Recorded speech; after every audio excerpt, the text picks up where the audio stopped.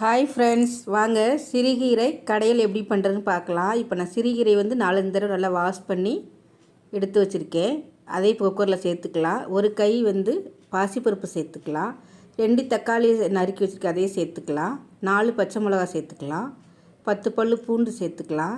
இது தேவையான அளவு தண்ணி ஊற்றி இப்போது 3-4 விசில் விட்டு எடுத்துக்கலாம். இப்போ அதுக்கு தாளிப்புக்கு நம்ம ரெடி பண்ணிடலாம்.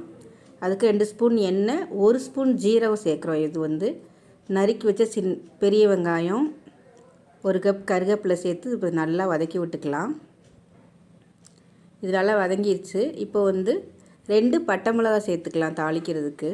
நான் ஆயில் கொஞ்சமாக தாங்க சேர்த்துருக்கேன். உங்களுக்கு தேவைன்னா நீங்கள் சேர்த்துக்கங்க. தேவையான அளவு கீரைக்கு உப்பு போட்டு நல்லா மசிச்சு வச்சுருக்கேன்.